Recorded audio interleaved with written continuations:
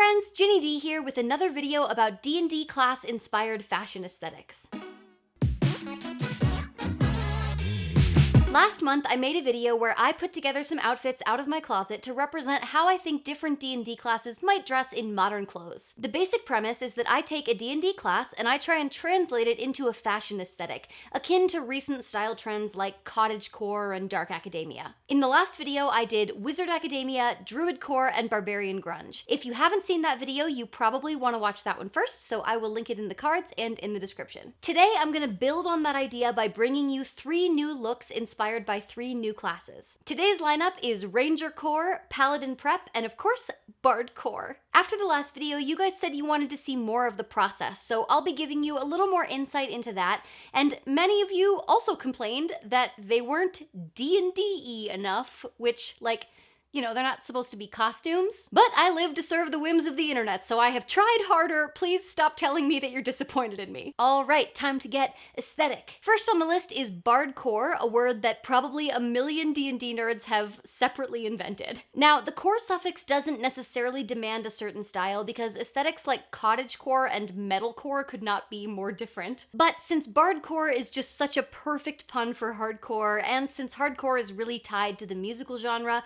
and bards are musical, it just seemed like a really natural fit. So I'm doing a hardcore bard. Hardcore bardcore. In case you're not super familiar with bards, in D&D they are musical or storytelling performers. They're a spellcasting class and they use their words or their music to inspire their allies and cut down their enemies. I am a bard. For a bard, a band t-shirt felt really necessary, but I wanted to make sure that the band felt D&D, so my patrons and I had a very punny brainstorming session in the patron Discord, and James came up with Mithril Maiden, which is like the most perfect play on Iron Maiden that I've ever heard. So I started designing a shirt that combined the iconic Iron Maiden font and colors with this new fantasy-flavored band name. I didn't have time to wait weeks for some t-shirt printer to process my order, so instead, I asked my mom to help me use her Cricut, and I cut the designs out of heat transfer vinyl. I designed the shirt in her Cricut software, and then we cut it out, first out of white vinyl and then out of red so that we could layer it for the white outline look that the original Iron Maiden logo has. We then pressed it onto a black t-shirt. It was super easy and quick,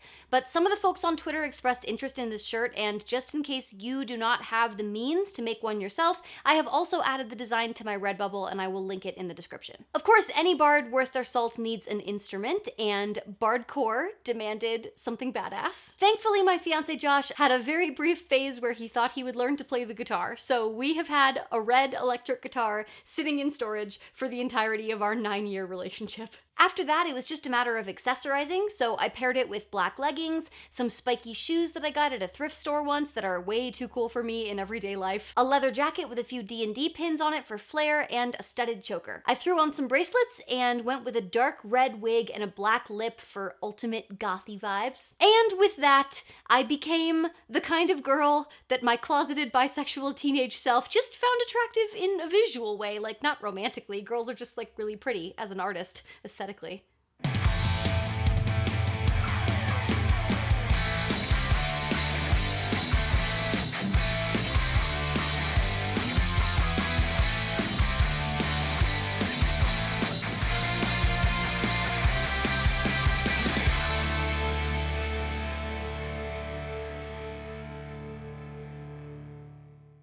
I feel like my bardcore look is just Lindsay Lohan in Freaky Friday when she's in that surprisingly good punk band. Today's video is sponsored by Deck of Rumors, a tabletop Kickstarter from the folks at Unlimited Realms. Deck of Rumors is a series of card decks featuring notice board postings that your players might find posted at a local tavern or marketplace. If you've ever struggled to come up with quest hooks, these make fantastic prompts. Or if your players have ever taken a totally different path than you expected and you've had to improvise adventures on the fly, then these decks are going to be your jam. To show you how you could use them, I have devised an exercise that I have bullied my fiance Josh into participating in. Okay, all right, calm down. All right, okay, stop, I have to, wait, hang on, stop, stop.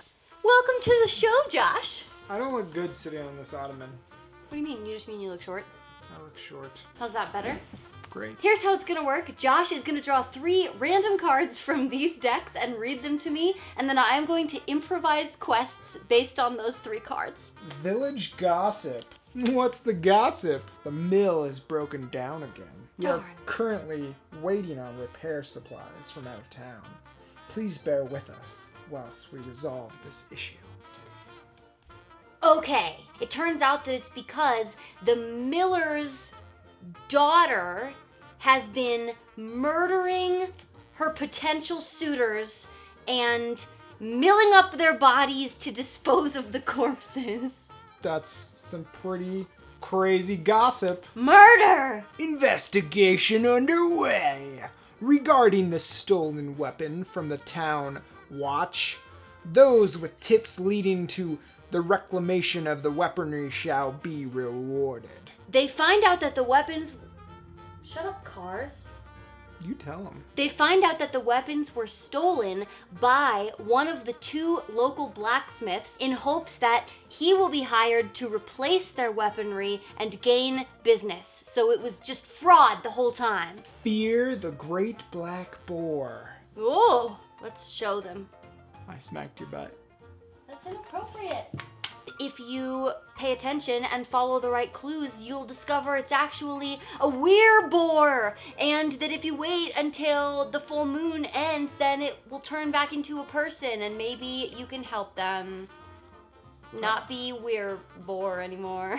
How does that quest sound? Too boring. Josh, what should they do if they think that the deck of rumors would be beneficial to their own game? Then you should probably subscribe. No, don't subscribe. Pledge on Kickstarter. You pledge on Kickstarter.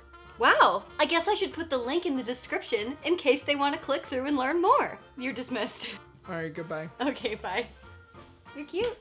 I know. Next up is Paladin Prep. I just picture paladins and clerics as being really preppy, goody two-shoes, and I know that that is not universally true, but I wanted to play on that concept for this one. Paladins are holy warriors. Basically, they take an oath to uphold righteousness and justice and stuff like that. They smite people. That's a big part of it, the smiting. They tend to wear heavy armor, and they're really powerful warriors, but they also have some spellcasting abilities and can do things like heal. I wanted this whole look to be very divine and angelic, so I decided to pick Pelor as this paladin's god, a god of sun and summer. I have a pair of white jeans for some reason that I only wear when I run out of regular jeans and it's laundry day, so I started with that. Then I added a yellow vest to invoke the idea of a gold breastplate and a round yellow purse to call to mind a shield. I even found a purse that has a sunburst effect on it, which seems perfect for Pelor. I added a little gold sun necklace and a blonde wig because I mentally cannot separate blondness from preppiness, it's just impossible. Yellow headband to match the whole look, and then one last paladin touch,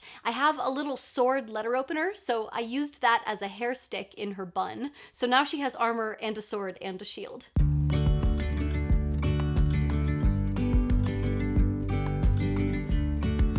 Yesterday, there was sun and there was rain, beauty in the mundane, undercover agents of the other, beyond gravel, beyond all.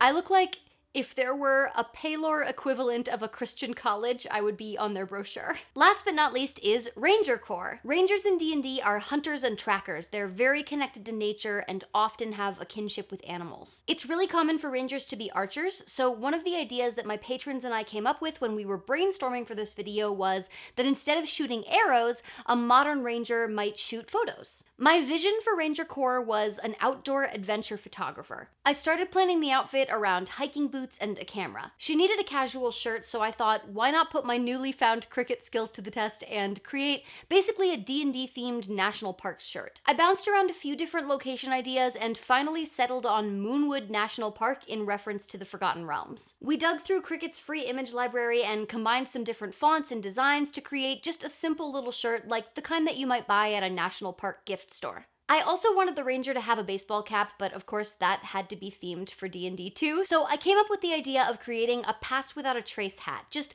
loosely referencing the common outdoor ethics principle, leave no trace. I put together the design in Photoshop, and then we digitized it from my mom's embroidery machine to create a patch. Once it was done, all I had to do was sew it onto the hat. And then I topped it all off with a wavy, shortish wig that felt appropriately wild for a Ranger. Of course, she had to have an animal companion. I do not have a dog yet, So I borrowed a friend's dog, the absolutely perfect princess and most amazing dog model, Finley, who was very well behaved and very adorable, and I love her.